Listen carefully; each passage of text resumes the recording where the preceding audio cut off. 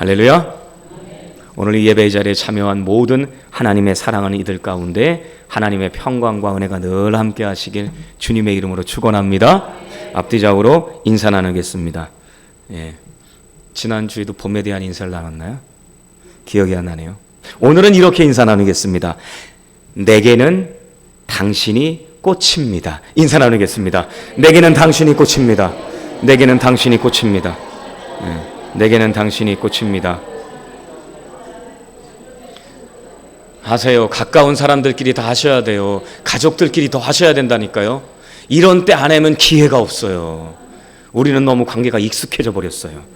그게 문제예요. 익숙해지는 게. 하나님께서 오늘 말씀에 에스겔 37장의 마른 뼈의 환상, 에스겔 5장에서의 마른 뼈의 환상, 그리고 요한복음 11장의 나사로의 죽었다가 다시 살아난 사건을 우리 가운데 들려주셨습니다. 이 두 가지 사건 가운데 함께 겹쳐지는 어떠한 이미지가 있다면 무덤의 이미지이고 단어입니다. 오늘 말씀에서 기록되어진 단어로는 안 나오기도 하지만 11장 우리가 읽은 말씀 뒤에 나사로가 죽고 차가운 무덤에 그가 장사 지낸 바 되어 있습니다. 여러분, 무덤의 이미지가 어떻습니까? 마음이 편안하고 즐겁다, 아니면 조금 어둡고 무겁다? 대답을 안 하시네요. 너무 무거우셔서? 저는 제가 섬기는 일의 특성상 아주 젊을 때부터 봉안당에 많이 갔습니다. 화장장에도 많이 갔고요. 그러면 거기 가면 참 숙연해져요. 근데 거기에 가보면요, 아주 80세, 90세 이렇게 노령으로 돌아가신 분들 계시지만 그 가운데는요, 채 10살도 안 돼가지고 10살 미만의 아이들이 이렇게 이 땅에서 이별한 그러한 아이들도 있어요. 그러면은 저는 더 숙연해져요. 저 스스로한테 묻는 거죠. 야, 너는 어떻게 살고 있냐? 이 아이들보다 내가 더 이 많은 시간을 누리고 있는데 너는 어떻게 살고 있냐? 그래서 이렇게 숙연해져요. 오늘 어떻게 보면 이 인생의 무거움, 이 무덤이라고 하는 그 무게 앞에서 우리는 참 숙연해질 수 있습니다. 하지만 우리는 또 그와 동시에 이 무덤이 주는 무게감 때문에 하나님께서 오늘 그 무덤을 깨고 무슨 역사를 해 주셨고, 그리고 그 역사 이후에 하나님께서 진정 무엇을 원하시는지 우리가 놓칠 수가 있습니다. 오늘 우리 이 말씀을 통해서 하나님께서 우리 가운데 주시고자 하시는 표적과 이적, 그 이후에 더 기쁜 뜻에 닿는 저와 여러분이 될 수 있길 주님의 이름으로 축원합니다. 자, 여러분, 선택적 지각이라는 얘기를 여러분 들어보신 적이 있을 겁니다. 선택적 지각. 사람은 개인의 신념, 가치관, 관심사에 따라서 정보의 일부만 선택적으로 인식하거나 해석하려는 경향이 있다고 합니다. 보고 싶은 것만 보고 듣고 싶은 것만 듣는 경향성이 사람에게 있습니다. 기존의 믿음과 이것이 배치가 된다면, 모순이 된다면 무시하거나 잊어버려요. 여러 예를 드릴 수 있겠지만 그 중에 하나가 이런 예가 있더라고요. 칵테일 파티 효과라는 게 있습니다. 이게 뭐냐면 파티를 하잖아요. 파티를 하면 사람들이 만나가지고 막 이렇게 먹고 막 이렇게 교제를 하지 않습니까? 근데 막 사람이 그래서 모여서 시끄러워요. 그런데 그러던 가운데에 내가 아는 사람의 이름이 딱 튀어나오잖아요. 그러면은 그 시끄러운 자리에서도 귀가 쫑긋하게 된다는 거예요. 아니, 다른 이름이 거론되면 내가 쫑긋 안 하는데 내 자식의 이름, 내 남편과 아내의 이름, 이거 들린다. 내 이름이 들린다. 그러면은요, 그냥 소음 무더기 같은데 그 중에서 바늘 찾듯이 내 귀에 딱 꽂히는 거예요. 칵테일 파티 효과. 동족 편애라는 게 있더라고요. 동족 편애라는 것은 그런 거예요. 학교에서 선생님이 있잖아요. 선생님도 선생님이지만 사람이죠. 네, 사람입니다. AI는 사람을 구분하지 않겠지만, 모르겠습니다. 더 정보를 수집하면 어떻게 될지 모르겠지만, 여러분, 선생님도 사람이기 때문에 선생님 말씀 잘 들면 걔가 어떻게 해요? 사람인지라 더 이뻐 보여요. 말 잘 들으면. 그건 누구나 다 마찬가지예요. 그냥 마음에 조금 중심을 지키려고 하는 것뿐이지 어떤 사람은 그냥 툭툭 나오죠. 그냥 미운 사람, 고운 사람 표정이 다 드러나잖아요. 예. 그래서 그런 것들이 나타나는데 선생님도 그렇거든요. 근데 선생님이 선생님의 말을 잘 듣는 사람이 뭔가 잘못했어요. 친구들이, 학생들이 와서 일러요. 선생님, 제가 뭐 했어요? 근데 그때 어떻게 해요? 편애하는 거예요. 아니야, 걔 그럴 일 없어. 걔가?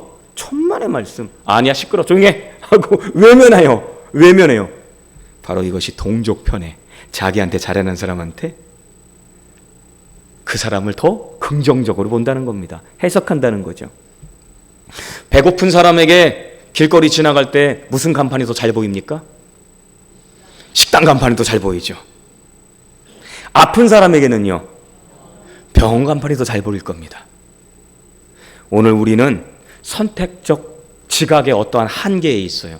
그래서 하나님께서 우리에게 주시는 여러 가지 은총도 때로는 그렇게 편향적으로 받아들일 때가 있다는 겁니다. 하나님께서는 햇빛을 모든 땅 위에 골고루 주시거든요. 그런데 우리가 세워놓은 어떠한 커다란 절벽, 담벼락이 우리의 그늘, 우리에게 오는 하나님의 은혜의 빛을 가리는 것도 모르고 하나님은 나한테 빛을 주시지 않는다라고 잘못 해석하는 경우도 얼마나 많습니까? 오늘 본문은 그런 우리의 한계를 뛰어넘도록, 그리고 잠시 거기 안에 그 담벼락 아래 머물러 있는 발걸음을 하나님을 향해서 더욱 행진하도록 우리를 이끄십니다. 자, 먼저 우리가 에스겔 37장 12절 말씀 함께 보겠습니다. 함께 말씀 읽습니다. 그러므로 너는 대언하여 그들에게 이르기를 주 여호와께서 이같이 말씀하시기를 내 백성들아 내가 너희 무덤을 열고 너희로 거기에서 나오게 하고 이스라엘 땅으로 들어가게 하리라. 아멘. 당시 이스라엘 상황은 어땠냐면요, 포로기였어요. 바벨론 포로기. 북이스라엘이 먼저 멸망했죠. 주전 722년경에 아수리에 의해서 멸망했어요.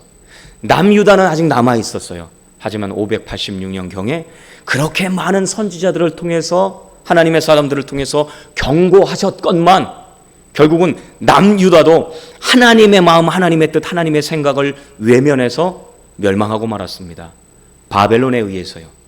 그래서 바벨론에 의해서 포로로 끌려갔습니다. 바벨론 땅으로. 자기의 고국, 그리고 자기의 살던 집을 다 버려두고 갈 수밖에 없었습니다. 그들의 바벨론에서의 삶은 무덤과 같은 거였죠. 사는 것이지만 사는 게 아니었습니다. 소망도 없고 전체성도 잃어버린 채 썩어가는 마른 뼈와 같은 그러한 모습이었습니다. 그런데 이 무덤을 열고 하나님께서는 먼저 다가오십니다. 자, 13절 말씀 우리가 함께 읽어봅니다. 13절 시작. 내 백성들아 내가 너희 무덤을 열고 너희로 거기에서 나오게 한즉 너희는 내가 여호와인 줄을 알리라. 아멘. 하나님께서 먼저 다가오신 이유가 무엇이냐? 하나님께서는 무덤을 열고 하나님께서 먼저 다가오심으로 하나님을 그들에게 알리시기를 원하셨습니다. 내가 이러한 하나님이다. 너희가 고국 땅에 있을 때, 그 안전한 곳에 있을 때, 그 넉넉한 것을 당연하게 여기던 그때 너희가 나를 몰랐지. 그런데 너희들이 이 이방 땅 바벨론의 포로로 끌려와서 지금 절망 가운데 있는데 내가 너희들한테 회복의 은총을 주고자 한다. 무덤을 이걸 열어주겠다는 거예요. 그런데 그 이유가 뭡니까? 하나님께서 너희는 내가 여호와인 줄 알리라. 여기서 알리라고 하는 단어가 나오는데요, 이 안다라고 하는 표현은 전인격적인 알을 뜻합니다. 특별히 이 단어가 좀 재밌습니다. 여러분, 부부관계를 얘기하는 거예요. 남녀가 처음 만나죠. 그럼 남녀가 처음 만나면 교제하잖아요. 미스 김, 미스터 박, 이렇게 서로 교제를 하잖아요. 그러면 처음은 어때요? 뭐 여러 가지 사건이 있겠죠. 뭐 너 먹고 싶은 건 뭐냐, 나 먹고 싶은 건 아니다, 네가 먹고 싶은 거 나도 좋다. 이렇게 해서 나중에 여차저차 해가지고 두 사람이 딴딴따단 결혼하잖아요. 각각 집안이 있어서 각각 살다가 한 집안에 이제 살게 되잖아요. 그래서 둘이 연애했을 때 좋은 점, 안 좋은 점 다 이해하고, 그래서 안 좋은 점보다는 좋은 점이 더 많겠다 해가지고 결혼했어요. 그래서 한 집안에 살았어요. 그래서 살았더니 똑같죠? 아는 게 연애 시절하고 똑같죠? 아니라고 강하게 얘기가 나오시네요. 예. 부부가 각각이었다가 함께여가지고 부딪히고 싫은 거, 좋은 거 다시 발견하게 되는 거, 더 깊이 알아가는 거, 이 사람의 아픔도 기쁨도 슬픔도 이 깊이를 더해지는 이 암, 전인적인 암, 좋은 것도 싫은 것도 그 모든 것에 대한 깊이 있음의 암, 전인격적인 암, 이것이 바로 알다라고 하는 단어입니다. 출애굽기 말씀에 보면 하나님께서 똑같이 이러한 비슷한 말씀을 하시는 것을 봅니다. 출애굽기 6장 7절에 너희를 내 백성으로 삼고 나는 너희의 하나님이 되리니 나는 애굽 사람의 무거운 짐 밑에서 너희를 빼낸 너희의 하나님 여호와인 줄 너희가 알지어다. 너희 그냥 나온 게 아니고 너희가 10가지 재앙 가운데 있었는데 이스라엘은 그 재앙에 미치지 않았지? 그거 해준 거 나란다. 내가 너희를 약속의 백성으로 삼고자 해서 너희를 출애굽시킨 거고, 아브라함과 이삭과 야곱에게 약속했던 그 약속이 나한테는 여전히 유효하기에 그 약속 지키려고 내가 한 거야. 내가 이러한 하나님이다 라고 그들에게 알리기 위해서, 그들이 알게 하기 위해서 하나님께서는 일하셨다는 사실입니다. 우리가 잘 아는 성 어거스틴은 이러한 말을 했습니다. 믿음은 단순히 기적을 기대하는 것이 아니라 기적을 행하시는 분의 성품을 아는 것이다. 그 기적을 통해서 하나님 이러하신 분이구나, 하나님을 아는 거예요. 기적도 중요하고 소중하겠지만 하나님을 아는 저와 여러분이 될 수 있기를 소원합니다. 호세아 6장 3절에서는 이렇게 말하지요. 그러므로 우리가 여호와를 알자, 힘써 여호와를 알자. 그의 나타나심은 새벽빛같이 어김이 없나니 비와 같이 땅을 적시는 늦은 비와 같이 우리에게 임하시리라 하니라. 어김없이 때가 되면 하나님께서는 우리 가운데 일하신다는 겁니다. 여러분, 그 때의 은총을 누리시길 주님의 이름으로 축원합니다. 자, 오늘 이제 요한복음 말씀으로 우리가 함께 나가보도록 하겠습니다. 자, 요한복음 말씀. 나사로가 병들었습니다. 그래서 사람들을 보냈어요. 그 뒤에 우리가 읽지는 않았지만 말씀해 보면 마르다도 마리아도 무슨 마음이었습니까? 예수님께서 여기 계셨더라면 우리 오라비가 죽지 않았을 텐데요 하는 마음이에요. 그런데 예수님께서는 죽어있는 나사로를 향해서 나아가십니다. 차가운 돌무덤, 절망 가운데 있는 마리아와 마르다에게로 나가십니다. 예수님은 일부러 의도적으로 이틀이나 더 그 소식을 들은 자리에 머무시고 계십니다. 왜 그러셨던 걸까요? 자, 오늘 4절 말씀은 우리에게 이렇게 말씀을 들려줍니다. 4절 함께 읽습니다. 예수께서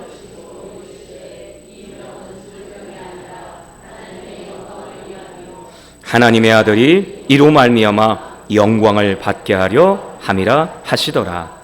아멘. 이 병은 죽을 병이 아니다. 여러분, 큰일 나 보신 적 많죠? 큰일 났다. 아이고, 이거 어떻게 큰일 났다. 저도 얘기 많이 하거든요. 큰일 났네. 큰일 났네. 뭔가 실수하고 까먹고 뭔가 이렇게 해도 그게 다 큰일 난 거예요. 그런데 그게 진짜 큰일 난 건가 생각될 때가 있어요. 우리에게 필요한 것이, 또한 우리에게 일상적으로 흘러가던 이 흐름이 뭔가 단절되고 내 예상 밖으로 넘어갈 때 우리는 큰일 난 거죠. 엄청나게 많은 큰일을 당한 것 같습니다. 그렇게 생각해 보면. 이 병은 죽을 병이 아니래요. 오히려 그것을 통해서 하나님께서 하나님의 영광, 그리고 하나님의 아들이 영광을 받게 하는 일을 하시고자 하신다는 겁니다. 그 뒤에도요, 15절 말씀 우리가 함께 읽어봅니다. 15절 시작. 내가 거기 있지 아니한 것을 너희를 위하여 기뻐하노니 이는 너희로 믿게 하려 함이라. 그러나 그에게로 가자 하시니 아멘. 너희를 위하여 기뻐한다. 지금 공간상으로는 떨어져 있지만 마리아와 마르다는 어떤 상황 가운데 있는데요? 절망 가운데 있지 않겠습니까? 눈물 가운데 있지 않겠습니까? 펑펑 울겠죠. 펑펑 울겠죠. 그런데 그러한 힘겨운 가운데에서 예수님은 공간은 떨어져 있지만 제자들한테 야, 이건 기쁨이야. 너희들한테 기쁨이야. 너희들 위해서는 기쁨이야. 왜요? 너희로 믿게 하려 하는 이유가 있기 때문에 그렇다. 그 말씀하십니다. 여러분, 우리는 기도하면서 그렇죠. 항상 빨리빨리. 한국 사람인지라 더 그래요. 빨리빨리 해결되는 기적이 진짜 기적이죠. 중간고사 공부 일주일 전에 시작하고 그 약 효과를 빨리 보는 거, 이거 기적이죠. 예, 그렇게 잘 되는 사람이 있으면 그게 진짜 기적입니다. 주님은 때때로 무덤 앞까지 우리를 밀어넣으실 때가 있습니다. 극단까지 이르게 하실 때가 있어요. 우리 가운데 볼 때는 빨리빨리 응답이 안 올 때가 있습니다. 왜 그러시는 걸까요? 요한복음 9장에 보면 우리가 잘 아는 말씀이 있죠. 실로암 목가에 가서 눈을 씻고 눈이 밝아진 시각장애인의 이야기입니다. 그가 예수님의 침 뱉어서 진흙이인 것을 받고 거기까지 갔죠. 그런데 주변의 사람들의 말들이 있었습니다. 그것은 뭐였습니까? 저 사람이 앞을 못 보게 된 것은 누구의 죄입니까? 예수님, 저 사람의 죄입니까? 저의 부모의 죄입니까? 당시에 그것은 통상적인 접근이었어요. 누군가에게 고통과 아픔이 있다는 것은 사람에게 죄의 결과라는 거예요. 그래서 저 사람이 뱃속에 있을 때 뭔가 잘못한 거냐? 저 사람의 죄냐? 아니면 저 사람의 부모의 죄인가? 설왕설래 말이 참 많았습니다. 그런데 그때 예수님께서 하신 말씀이 무엇입니까? 그에게서 하나님이 하시는 일을 나타내고자 함이라. 저 사람의 죄도 저 사람의 부모의 죄도 아니다. 하나님께서 하나님의 일을 위해서 저 사람에게 그러한 연약함에 있는 것들을 사용하신다는 겁니다. 표적은 우리의 문제를 해결하는 도구가 아니라 하나님의 영광을 드러내고 우리의 믿음을 견고하게 하는 훈련의 장인 것을 기억하시길 소원합니다. 여기에 쓰니 이 영광이라고 하는 헬라어 단어가 있거든요. 독사라고 하는 이 헬라어 단어에는 이러한 의미가 있습니다. 뭔가 갇혀 있어요. 감추어져 있는 것이 드러난다는 겁니다. 예수님의 비유 가운데 그런 비유가 있죠. 사람이 등불을 켜서 말 아래에 두지 않는다. 그러니까 어떠한 케이스로 그 등잔불 등을 덮어두지 않는다는 거예요. 왜냐하면 빛의 기능은 무엇입니까? 밝혀주는 거잖아요. 그렇기 때문에 더 높이 들죠. 내가 뭔가 찾고자 하는 것을 보기 위해서. 영광이라고 하는 단어는 바로 그것입니다. 가려지고 숨겨져 있는데 이것이 밝히 드러난다는 겁니다. 사랑하는 여러분, 하나님께서는 오늘 이 나사로의 연약함, 하지만 그것은 나사로를 죽이시기 위한 것이 아니었습니다. 마리아와 마르다를 괴롭히시기 위한 것이 아니었습니다. 사람이 죽고 사는 것은 여러 가지 이유와 사연들이 다양하기는 하지만 여러분, 각각입니다. 다 많아요. 아까 초두에 말씀드린 것처럼 이 땅을 생각보다 빨리 마무리하는 인생도 있고 생각보다 길게 인생을 연장받는 그 생명이 더 긴 것 같은 그러한 인생도 있습니다. 그런데 하나님께서 그 생명의 다양한 일들 가운데 세세히 간섭하셔서 하나님께서 괴롭히시려고 우리에게 그렇게 하셨겠습니까? 아닙니다. 하나님은 사랑의 하나님이십니다. 그리고 그 사랑은 우리를 괴롭히는 사랑이 아니십니다. 우리가 어쩔 수 없이 인생의 경로 가운데서 맞닥뜨리게 하는 베어지는 그러한 삶의 모습 가운데서 그냥 무덤과 같은 삶의 현실 가운데서 내어버려 두지 않기를 원하시는 그 사랑이 바로 하나님의 사랑인 것을 믿으시길 주님의 이름으로 축원합니다. 유명한 영국의 극작가이면서 기독교 변증가였던 C.S. 루이스가 이러한 얘기를 했습니다. 하나님은 우리의 눈에서 눈물을 닦아주시기 전에 그 눈물을 통해 당신의 영광을 보게 하신다. 눈물이 흘려질 때 보이는 게 있어요. 그런데 하나님께서는 그 눈물, 그 내내에 있는 맺혀 있는 눈물을 닦아주시기 전에 그 연약함의 눈물 가운데서 그 눈물의 렌즈를 통해서 하나님을 발견하게 되는 아는 은총을 누리기를 원하신다는 겁니다. 오늘 말씀 에스겔서로 다시 한번 돌아가 보겠습니다. 37장 14절 말씀 우리가 함께 읽습니다. 내가 또 내 영을 너희 속에 두어 너희가 살아나게 하고 내가 또 너희를 너희 고국 땅에 두리니 나 여호와가 이 일을 말하고 이룬 줄을 너희가 알리라. 여호와의 말씀이니라. 아멘. 하나님께서는 정치적인 해방 그리고 공간적인 해방, 이 삶의 구체적인 현실 가운데 있는 이 문제, 자기들이 포로로 붙잡혀 와 있으니까요. 이 바벨론 땅에서 너희들이 있었던 그곳으로 내가 돌아가게 해줄게. 무덤을 열어서 회복시켜주는 이 회복만, 현실의 회복만 말씀하고 있지 않습니다. 보다 더 깊은 내용은 바로 하나님의 마음과 하나님의 뜻과 하나님의 생각을 아는 이 영적인 관계의 정립입니다. 그래서 오늘 이 14절에서는 내가 또 내 영을 너희 속에 두어 라고 말씀하십니다.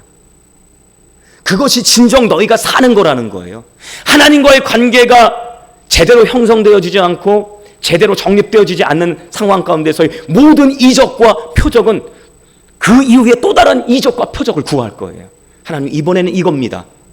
하나님 이 아이가 지금 아팠는데 이제 건강하니까 하나님 못 걷던 아이가 걷게 되었으니 이제 하나님 뛰게 해주세요. 하나님 그 이유는 뭐요? 하나님 이제 초등학교도 가고 대학교도 가고 그리고 좋은 사람 만나서 결혼도 하고 자식도 낳고 우리의 이적과 표적을 구하는 단계는 계속해서 날개를 답니다. 그게 인간의 모습 아닙니까?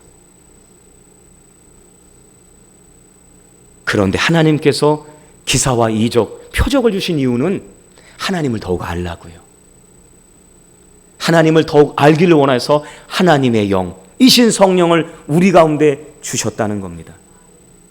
그 일을 통하여서 하나님께서 하시고자 하시는 일이 바로 이것이었다는 것입니다. 그 뒤에 말씀에 또 너희를 너희 고국 땅에 두리니 나 여호와가 이 일을 말하고 이룬 줄을 너희가 알리라. 여러분 아실 거예요. 지금 당장은 여러분 모르시는 부분이 있을 거예요. 시간이 지나면 그때야만 깨닫고 알아지는 게 있습니다. 그래서 고린도전서 13장에서 이 사랑장에서 사도 바울이 뭐라고 합니까? 지금은 우리가 거울을 보는 것처럼 잘 안 보여. 옛날 거울은 뿌연했거든요. 청동을 갈아서 이렇게 해도 조금만 안 닦으면 그렇게 뿌연해져요.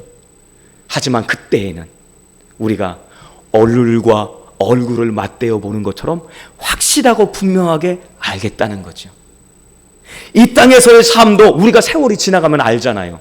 아, 그때 내가 그 사람 따라서 가지 않은 게 정말 다행이구나. 이렇게 생각할 때가 여러분 있잖아요. 그때 내가 그것을 했어야 되는데 하는 안타까움도 있잖아요. 그런데 그때는요. 그게 간절했잖아요. 아, 그거 있었어야 되는데. 아, 이거 이루었어야 되는데.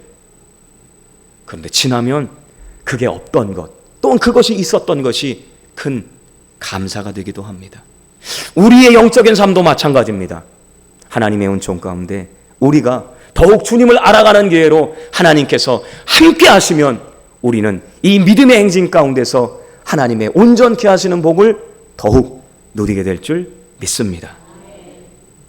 한국교회는 뜨거운 기적의 역사를 체험하며 성장해 왔습니다.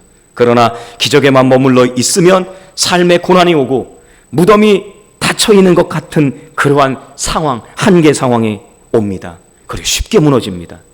표적을 주신 하나님의 뜻이 믿음에 있음을 기억하면서 저와 여러분이 더욱 견고하게 설 수 있기를 소원합니다. 말씀을 마칩니다.